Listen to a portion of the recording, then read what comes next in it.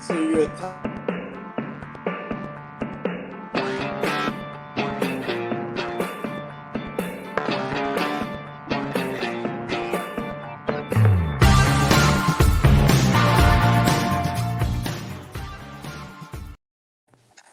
Hey, welcome to Monday night and welcome to a special edition of the Yay Game. I'm Rob Akampora. Nice to have some old friends to gather with me for this edition as we're going to talk about new music and some good times in the past. From Los Angeles on the bottom there, the lead singer of Dramarama, John Easdale. And to my left, the guitarist from New Jersey is Peter Wood. Gentlemen. good evening. Rob, good to see you. Good to see you too. John, how's the family doing, by the way? We are doing well. Thank you very much. Safe and sound. Good. Pete, everything good in your world up there? Rona free so far. Day's not over. So far. So. True. You never know. Hey, guys, before I even talk about the new album, which is called Color TV, we're going to get into that. Two interesting things happened in the last week. Not to bring a somber note, but I know how important these two people have been in your career. John, Steve West from 91X in San Diego recently passed away. What kind of influence and help did Steve give in the past for the band? Well, Steve was a great, advocate and he played our music on the radio, but actually in the last 15 years or so since we got back together, he became a personal friend. We got pretty close. We used to hang out when I was down in San Diego. I'd go to IHOP or just hang out. We talked on the phone once a month or so. He was a great guy. He actually got us a gig down in San Diego at a casino. Oh, wow. Yeah, so he played the band's music on the radio, but he was a good guy. He was an actual friend. And he is definitely going to be missed in the San Diego music scene. The legendary station 91X, to everybody in California who knew him, we send all our regards to the loss of Steve West. Yeah, we were sorry. Really sad. Right. Another guy who is very important to all three of us is Matt Pinfield, who's going through some tough times. Pete, you just said you may have some audio problems. I hope you can hear me because I'm going to ask you. Back. You're back. Beautiful. Memories of Matt. Do you remember when you first met him? Rutgers University. At HTG. Yeah. Don probably knew him before I met him. Okay. Yeah, no, he played we went down to Rutgers when he was on the air there. Right. And he played our 45 because I think his name is on Comedy. Yeah. Yes. Yeah, sure. And he told me that that was the first time he ever got his name in a special thanks to. Oh, really? On a record. Wow. Yeah. So we'll always hold a place in his heart. But there's an example of another guy who we knew as a DJ, but who became actual friends with. Yeah. He's been very important to you guys, without question. Oh, God. And it goes way beyond, him playing our music on the radio. If you notice my arms moving, it's because I have a cat in my We have a special guest here on the podcast. I love it. That's Iris. Hi, say hi, Iris. Hi, Iris. Welcome aboard. We may ask you a couple of questions before this is done. Yeah, if you see my hands moving or my shoulders, it looks like I'm doing something. I'm not fiddling about. I'm petting the cat. No problem, man. And we wish Matt all the best. By the way, there's a GoFundMe page. If you go to GoFundMe.com, it says help Matt Pinfield get better, help with his medical expenses. He would greatly appreciate it. They've raised about $40,000 so far. Fantastic news to hear about that. Good. Yeah, I was really sorry to hear about that because he's another guy I talk to every once in a while. And, I didn't realize he was in such dire straits. I was sorry to hear about that. Absolutely. I know we're getting off to a somber start, but I would have been remiss not to bring up both of the gentlemen here. But what we're here about is if Mingy, you could put up the photo. This is sort of the pseudo album cover, Dramarama's Color TV, which became available on the 1st of the month for downloads, and people are enjoying the music.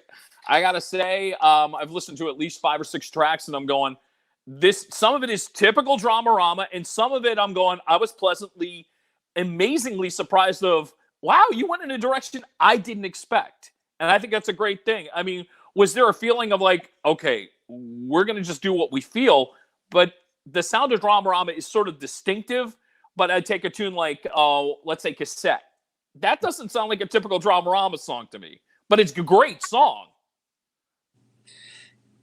Every album has different songs and different styles. We've tried never to really, lock ourselves in. It's not like the Ramones where like every song sounds like the Ramones. I mean, hopefully every song we do sounds like us because it's the same guys playing guitars and singing and writing the songs. But yeah, it wasn't a deliberate thing to like, oh, we're going to make a left turn or anything. It's just those are the songs that came out and those are the songs that fit this record. We actually recorded a bunch more that didn't end up making to the album, but the ones that we chose, I think, fit the record. They'll be on the next album. Yeah, probably. Look forward to that too. We'll enjoy what we got right now, which is all great stuff. When it came to the recording, I mean, Pete, how did everybody come together? Did you have to go to California, or were you doing it more because of technology? I did a few tracks in California, but I did a bunch of them with Billy Siegel at his house. And, Okay. And they mailed them to California. Right. Loaded them in. Little bit of both, right, Pete? Yep, yep. And Billy Siegel is an important guy in this because, not to go off on a tangent for a second, but you guys had literally at one point East Coast lineup Dramarama, West Coast lineup Dramarama, and Billy was kind of like the glue on the East Coast part of it, along with you, Pete. Sure. Love him. Yeah, well, our one guitar player who's not with us today is Mark Engler, and he's actually gotten better about flying, but there was a time when he wasn't really comfortable with flying, so we had a guitar player that we used on the East Coast, Danny Rozelle, who's a great guitar player, great guy. Called the Mylars. They're really good too. Good power pop band.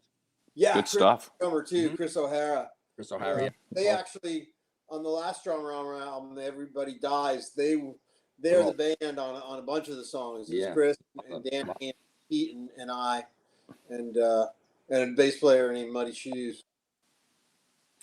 This is Dramarama here on the A Game, talking about the new album Color TV. Abandoned Love is the song that I was checking out. What I want to read back is I wrote down a couple of these lyrics. They really just grab me. And this part, John, quote, "Can't play this game no more. I can't abide. I played stupid rules, which kept me sick inside." Yeah, everybody has felt that at some point. It's amazing. I felt that myself, and when I heard the song, it's a Bob Dylan song, so I can't take credit for those words, but yeah, it's something that I felt very, very strongly and very personally, even though I didn't write it myself. It's something that definitely speaks to me, and it sounds like something definitely feelings that I have. It makes sense then to cover it, but I mean, that's not something. Was that something where you sat there and said, "Do we have a problem doing something like a cover?" Because I mean, I don't think of you guys doing covers that often. You know what I'm saying? We've included them on most of our albums. Yeah, pretty much almost every album has a cover. One or two, you know. One or two, yeah.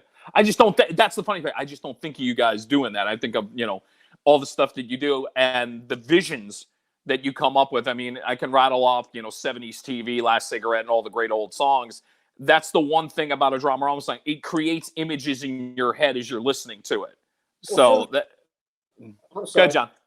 It's, for the most part, I think the covers we've chosen, you'd have to know the song to know it was a cover. We always try to pick songs that are lesser known by the artists that we choose. And like we've done a Stone song called Memo from Turner, but it's actually not on any Stones album except for Metamorphosis, which is a weird little record that came out. And it's a weird record that not many people have heard. And we did a Bowie song, but it wasn't as well known as one of his more well-known songs. We did a Patti Smith song. We've done covers over the years, but just try to pick songs that fit into the theme of the record, and Abandoned Love definitely fit into the theme of this record. There's definitely that feeling of I'm feeling your love coming through in some of these songs, like You is a good example of that. It almost feels like at times there was a couple songs that almost like it's an open love letter going out to the people that you feel that for. That is true. It's absolutely true. And as I've gotten older, I've gotten wiser, and I've come to appreciate the good things that I have. Good stuff. Really good stuff. Pete, what's it been like putting this all together? Because it's been, let's be honest, 14 and a half years in between albums. Let me tell you something. When I got this today in the mail, oh, nice. I threw them on my bed and I rolled around on them for a little while. It was the greatest feeling ever. It's like, even better. Not like money. No. Money's a different feeling, but still, it's like, yes, we have it. It has given birth. It's finally here. It's here. I was very thrilled when I saw it. It was one thing when it was on the internet, but to hold it in your hands is always something special, when a new one comes out. So I'm glad it finally got here. Now, I know that there's been a little backlog because of the pandemic, so the CDs themselves have been slow to come out, but the downloads became available on the 1st. Right. So that's probably, what did you get, the first printout of that, I guess, Pete? I guess so. These are they're hot off the press, as they say, Rob. Very cool. I mean, it's still warm if I can feel it correctly. In color, the new CD, the new downloads, the new everything. It's Dramarama at its finest. There you go. Thank you. Go get it. If you haven't already gotten the downloads, I'm noticing a lot of action on YouTube. People have been downloading the music on YouTube. You've got a video that is a lyrical video, but it's got images of you playing in the background. We'll wrap up the podcast with that tonight for sure. When you look back on this journey you guys have taken, I mean, I'm going to mention something. We were just talking about this before we started the podcast. Pete, you even said your kids were watching this, but when I look back on that VH1 Bands Reunited, I still just go, Does that leave like a sour note or just a what were we thinking note? Or, you know what, it kind of did some good? Or, I mean, what's your take on it? It got us where we are now, I suppose. It was another catalyst that got us back doing what we love. So maybe it was that little shove that we needed, I suppose. I think it was embarrassing the way they approached us. Oh, for sure. Yeah. I don't think it was, a lot of reality shows stage these things and, people are winking in the camera and they know what's going on. But none of us knew that they were coming, we had no idea. So they caught us completely with our pants down, or in my case, with my shirt off. Shirt off, yes. Yeah. I remember sitting. I don't appreciate that. That's something I never would wanted to happen. I didn't want America to see me with my shirt off. Right. Well, you kind of said it right there on camera, John. You were not afraid to say it. Like, I really don't. Yeah. I apologize to everyone for that. And, right then when I was like, this is totally uncool. Yeah. But, yeah, exactly. I was just really very, very. I just remember looking on my face saying, "This isn't happening. This isn't happening. This isn't happening." Pete, it's funny you say that because I went back to. It's funny. I went back and actually I watched it recently on YouTube because I knew I was going to be talking to you guys. So I'm watching this, and I do see the expression on your face of like going, "Please tell me this is not really happening." Yeah. I said, "Where are at least my cool sunglasses? They're nowhere to be found. I have mud all over me. This is really not." It was not my favorite day. Right.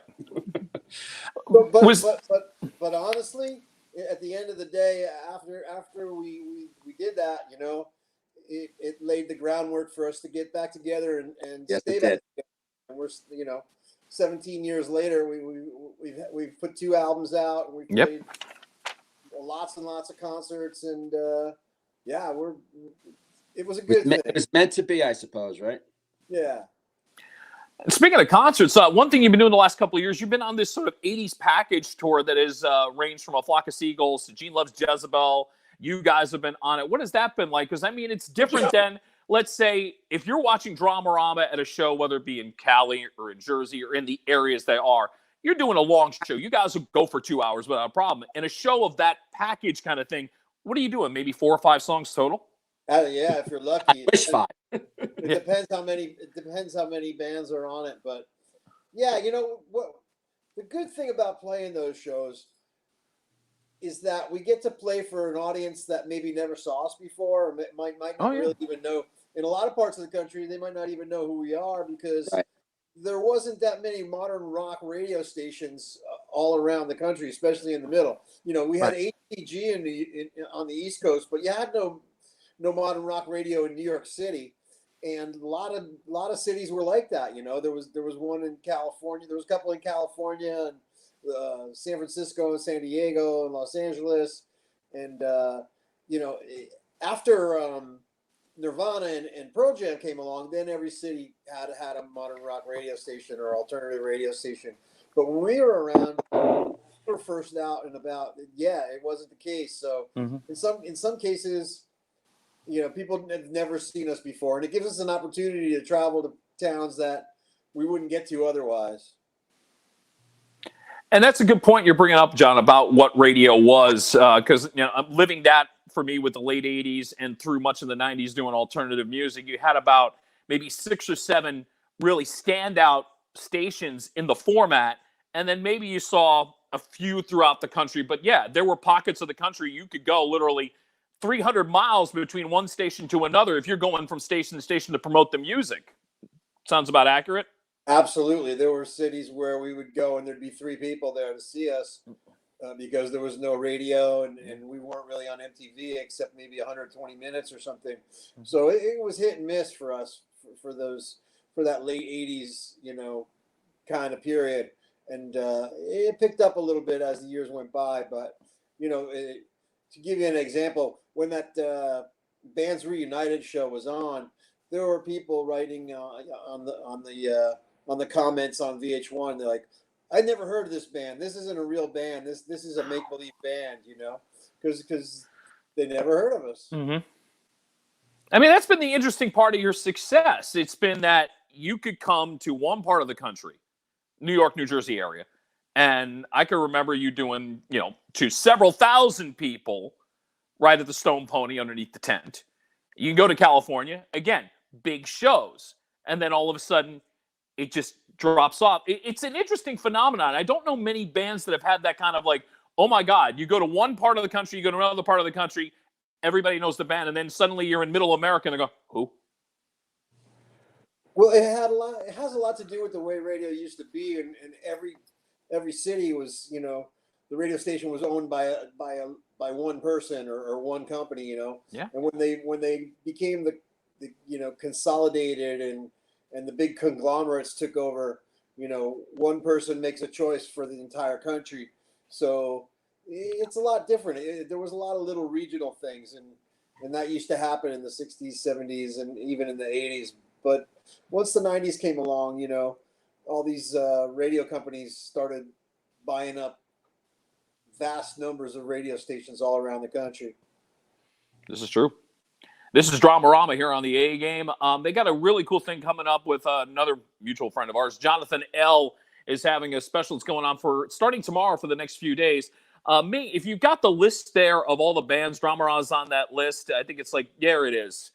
Look at the list of people that Dramarama is going to be with on one of these days. I mean, between Dylan, Deep Purple, Jeff Beck. Yeah, Deep Purple. Yeah. David Byrne, Jeff Beck, Psychedelic Furs, a couple of bands I know you have probably played with in the past here that include, Soul Asylum, Cutting Crew. If you want to go to the website, it's jlradio.com. And you guys are going to be doing one of the performances, I guess. Do you know which day you're going on? I'm not sure exactly, but Jonathan's been a great friend, another radio DJ who has become a close friend and taken very good care of us over the years. And so we are thrilled to be a part of his radio show. He's located in Berlin now. Yes, sir. Oh, wow. He was living in Arizona for a while, but now he's relocated. He met a girl in Berlin and they fell in love, and now he married her and he lives in Berlin. And he still gives me crap. Like, I was in his fantasy baseball league. He's like, you have Mike Trout and you lose. I'm like going, sorry. What do I know? I came in second, I think. Second to last. But that's another story altogether. But again, even fantasy baseball is canceled because of the coronavirus, huh? Yeah. There's nothing going on here. I saw golf yesterday, and I went, oh my God, this is live. This is something. Or Korean baseball. I've seen that. That's been interesting. I saw that they were broadcasting video games. They have been, yes. That's bizarre. Look, if you're jonesing for sports, it's something. I I don't know if you watch John Oliver, but apparently the big new sport is marble racing. You see marbles running down a track. Oh, I must have missed that one because I do watch John. I'm gonna have to find that. Oh God, It was last night's episode. I did miss last night, unfortunately. Dang. Here with Dramarama here on the A Game. Okay, I got a segment I do random shots. These are questions that can come from anywhere. It's my knowledge of you guys over the years. Shots? Yeah, shots. Take one. All right. Going randomly, I'm going to tap into some of your old music for a second. Work for Food, one of my favorite songs by you guys. But what is your preference, playing it acoustic or electric? I like playing everything electric, but that's one of the ones we could pull off acoustically and slow it down a little bit and kind of make it a little more romantic, I suppose. But yeah, it takes on a different tone completely when we play. Yes, it's a little bit more somber and sad.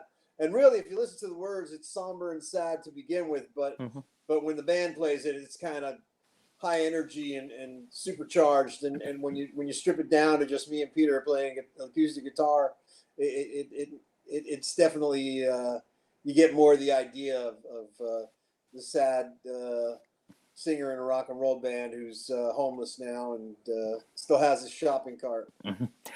You stole the words right out of my mouth, John, because I really just thought that acoustic version always brought more depth. It brought everything out, like you said. You feel the lyrics at that point. That's why I love that version even more than the electric. Thank you very much. A good one. Yeah. 70s TV. A lot of shows you mentioned in that. Favorite 70s TV show, Pete? Partridge Family. Well, you do mention Laurie in the song, so why not? John? Oh, man. I don't have a Stanford and Son. What do I? Stanford is a damn it. John, you. I don't know. I'd have to go through the books and look. I remember liking Night Gallery, and I've seen some of those more recently, and they're kind of corny. I like the Quinn Martin productions, that have the Act 1, Act 2, Act 3, and epilogue. It's as soon as you said that, John, the first thing that came to mind, forgive me for interrupting, was the FBI starring, was that Ephraim Zimbalist Jr.? Junior, yeah. Not to be confused with any other Ephraim Zimbalists. Right. I didn't even know there was a senior, so. Good call. Favorite, you've done so many shows with a lot of great artists. Do you have a favorite that stands out in your mind that you have shared a bill with? There was that one Pearl Jam show way back when. Oh, we're gonna go there, huh? Yeah, we like everybody we play with. Yeah, no, we've been really lucky to play with a lot of really cool bands. True. We've had, really cool bands open up for us, and we've had really cool bands that we've opened up for, and we usually try to get along with everybody, and a lot of times you get that weird, territorial thing where bands are like, they're like the Sharks and the Jets, and there's a rivalry or whatnot, but I don't think we have that going on. We try to be friendly and kind to every living creature. You always seem like you were the band that bands liked too. That was the feeling I always got off of you guys. That all you say Dramarama, bands are go, oh yeah, really like them. Well, that's nice. We're nice guys, I suppose. You are. I got a story on that, but I'll get to that after I do a couple more of these that I had up my sleeve. Let's see if you can answer this correctly. Longest release between albums, is it you guys or Guns N' Roses? When's the last time Guns N' Roses put a record out? When did Chinese Democracy come out? Yeah, therein lies the question. I think the distance between, let's say, this album that you have now, Color TV, versus your last one, and we'll say Guns N' Roses from the Spaghetti Incident to Chinese Democracy. Who wins? Who's longer? I don't know, but when did Chinese Democracy come out? I have no idea. That's got to be close to 15 years. That's what I'm saying. Yeah, the answer, it's close. It's like Guns N' Roses wins by 6 months. You were about 14 and a half years in between albums. They were 15. Well, they win in a lot of ways. They sold a couple more records than we have, and they sold a couple more tickets that we have. And, yeah, I would say they win in a lot of ways, but at the same time, we're all winners. Amen to that. Well said. John, this one's exclusively for you. It's something I've always been curious about because I've seen enough of your shows. Ming, put the soda can up here because this is one of John's favorite drinks. Explain to me, because every time I see you with Tab, it's always that feeling of like, I feel like I'm back in my mother's kitchen because she drank this religiously when I was growing up. How did Tab come into your life? I'm gonna pop the top. This guy Bobcat Goldthwait used to do a bit about drinking a case of Tab versus drinking a case of beer, because when you drink a case of Tab, you're a lot less likely to ask the police officer for oral sex. Well said. No, it was a funny bit, and he used harsh language. He used a little bit more harsh language. I cleaned it up for family viewing. But, well, thank you, sir. It was a funny bit, and there's that, and there's also these 80s shows we do. Tab is very much the 80s Diet Coke, and yeah. So it started out kind of as it started out because I wasn't drinking and I was looking for something that wasn't Diet Coke and right. That wasn't filled with sugar. So they had Tab at the market, and I started drinking it, and then I started drinking it on stage, and it became this thing. We did these 80s shows, and everybody's like, "Oh, Tab!" They thought it was part of the act, and it's basically become part of the act now. It's like Groucho has his cigar, and I got my can of Tab. How do you find it? Because it's like I can't find it in any. Do you have to go like to Amazon and order this?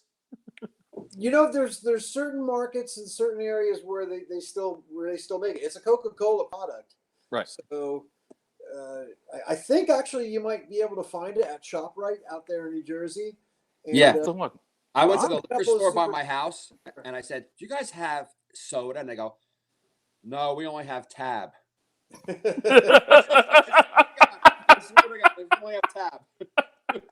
Like it wasn't soda, it was Tab. It was Tab. No, there's a difference. There's soda, but then there's Tab. That's right. It's better. It's better than anything. It's for beautiful people. It's a beautiful drink for beautiful people. You realize after all these years, I've never had the chance to ask you that question. That's why I was like, I'm going to ask it today. I had to do that. And I had to. And Pete, I got one exclusively for you. So your song Up to Here on the new album goes, and we always know I'm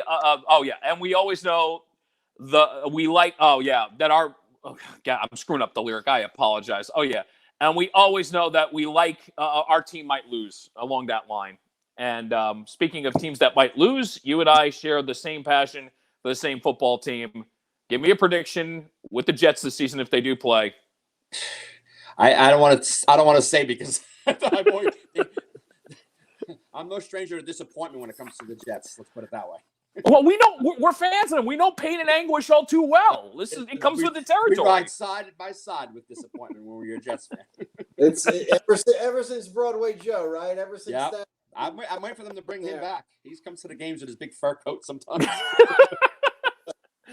Considering that our starting quarterback got hurt this season, I wouldn't have been surprised if they said, "Oh, Joe Namath just got added to the roster." I've been like, he would have been better than the backup. So, yeah, considering what we had after Darnold went down, we were like, yeah, Joe would have been a better choice. Yeah, I don't know if you watch old people's television like I do, like the Cowboy channels and stuff. There's Joe's in a new series of advertisements for the Medicare hotline. I have seen them. Yes, I've seen them. Hey, look, man, he's got to make a little bit of money. He's working. Yeah, he's a working guy. He's got to pay for the knee replacements. I'm sure that costs a lot of money. Sure. Yeah, and plus those guys didn't make that much money back in the 60s, man. Very good point. Yeah. The $1 million, the multi-million-dollar contracts. I can remember, I think when Namath got paid, like back in the day, $10,000 was a huge amount of money just to take a razor and shave, because he was getting probably more in endorsements than he was playing on the football field. I'm sure he's got enough money just from that one movie, CC Rider, That Oh yeah, that was. he's set for life with that.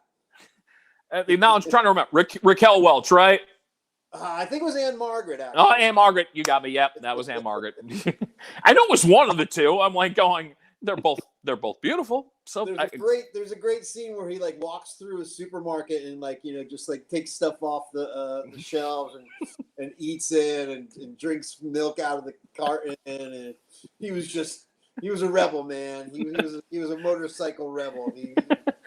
It was the height of his career as an actor. There it is, the thespian that he was, Joe Willie Namath. Broadway. Broadway.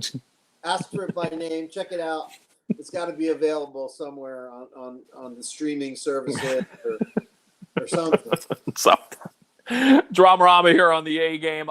As I'm getting ready to wrap up, there's an interesting story that always comes to mind when I think of you guys, and it was a bizarre incident. You guys are playing under the tent at the Stone Pony. So before there was the summer stage. We were the very first band ever yes. to play the outdoor stage at the Stone Pony. Really? Oh, yeah. Now, this was the new idea. They actually got approval to put a tent up next to the pony and do an outdoor show. Big so top. Here, yeah, the big top, exactly. So here's the Stone Pony Big Top making its debut. You guys are playing. There's over 2,000 people inside. A lot of excitement.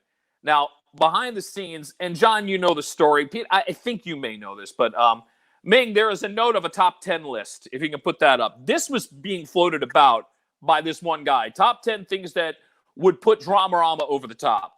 And the last thing was, and even though he spelled my name wrong, I was like, kill Rob Akampora. He sucks. The funny thing is, John caught wind of this. Because, I mean, he's on stage. And I remember vividly, you're playing Last Cigarette. You're doing sort of your monologue at this point as you're talking to the audience. And you're about to go back into the song. And there it is in front of 2,500 people. Rob Akampora is in the house. And I nearly broke my neck. Oh, did he just say what I think he just said? And it was almost like, wow, you made this 20-something-year-old DJ actually feel really good after seeing that and feeling like total crap. So for that, I say thank you. Either that or maybe I was hoping that, people read that and people, might rise up and try to find you and take action. The funny thing is, I found out who the guy was probably about less than a year later. I bumped into him at a bar, and it turns out he was pissed off because I started dating he says he was still dating his girlfriend. I'm like, no, you two had broken up. And then all of a sudden, this is all over a woman. I'm sitting there going, really? Isn't it always? It's yeah, sadly, usually is. It's kind of like when you get into trouble, it all starts with, well, we were doing some drinking. And then you make your worst decisions at that point. Yeah, but then you reminisce and you start to go, at times, some of the best stories. And I know you're laughing already, Pete, so you know what I'm saying. Some of those best stories, I know nothing. Do you remember that one time we were drinking? Nope. No, you were drinking so much you don't even remember. Whoa. Wasn't me. What's That was somebody just looked like me. Somebody. Oh, yeah. Speaking of looking like you, actually, I saw Pete recently. Actually, you got one of my highlights right before the pandemic hit. He was on stage at the Brighton Bar in Long Branch, New Jersey. You were playing for your friend Tom. Maybe Tom if you got the photo. Yeah. Oh, Tom, yeah. and by the way, Tom, if you're watching, thank you for being there. Look Caught at a good shot of the man on stage there. So at least you were getting some warm up in. But the funny thing is, that's one of the last shows I got to see before everything kind of. Yeah, and I think we played it a week later at the McClune's or somewhere, and that was the next day they shut the whole down. I was like, wow, good thing we got that show over with. But yeah, Tom's a great guy, great songwriter. We got couple more songs we're working on, and he might put something else out hopefully. So keeping me busy here on the East Coast.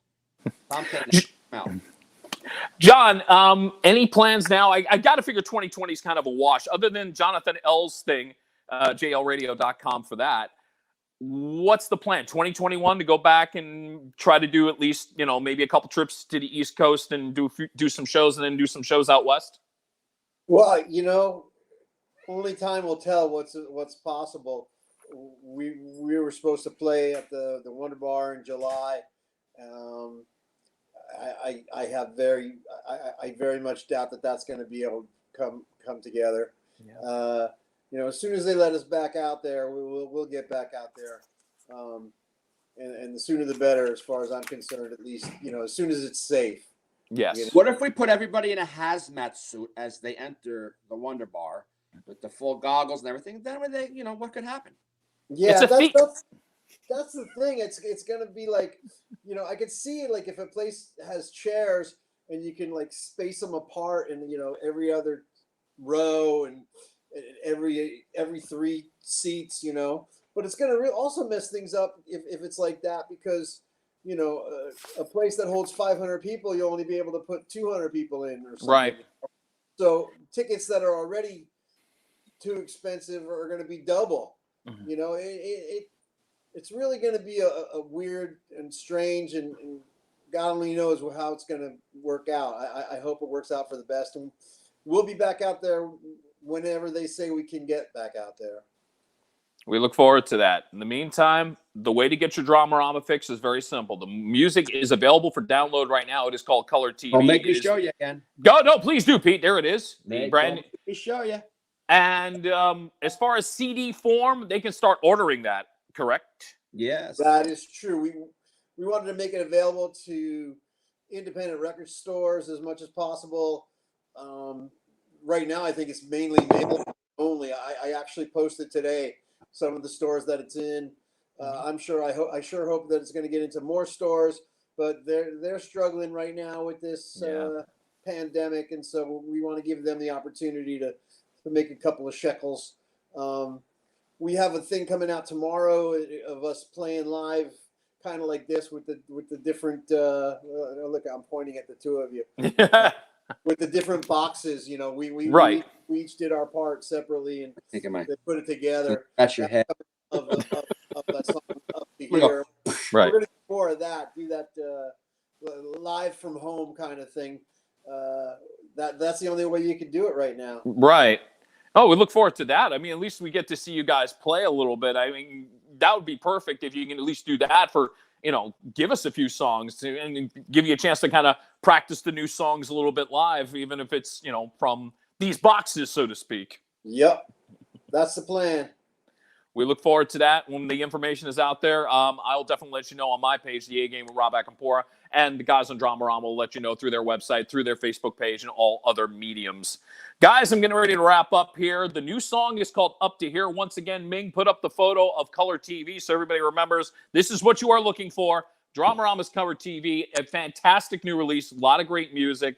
And this is the lyric video that they have out there that's been out on Facebook and out on YouTube. It's called Up to Here. Guys, thank you so much for being a part of this. Say hi to Moose. Say hi to Moose. Moose, hey, thank Moose. you so much. Look forward to seeing you in 2021. Hopefully sooner. Fingers crossed. Thank you again for doing all this. Thanks for having us on, Rob. You got it, John. Thanks so much. Thanks, Pete. All right. Fire the video up. It's Up to Here. Dramarama.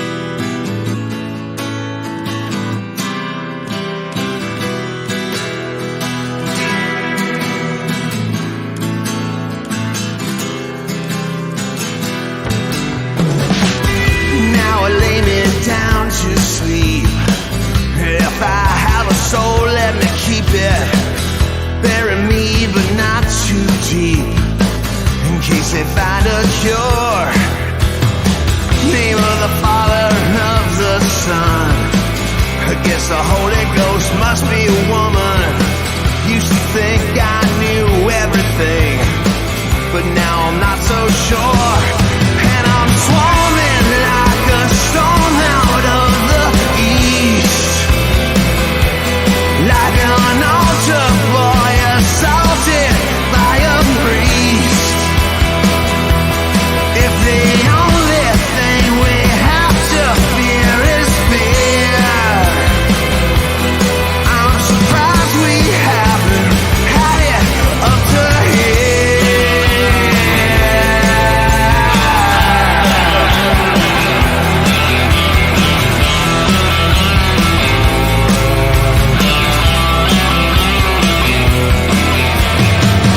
Give me now my daily bread, at least 109 different kinds of shampoo. Make me calm and make me brave, and grant me wisdom too. Bless me, please, for I have sinned. Forgive my trespasses, hell, that's the least of it. Forgive us all because we really don't know what to do. 'Cause if everything we try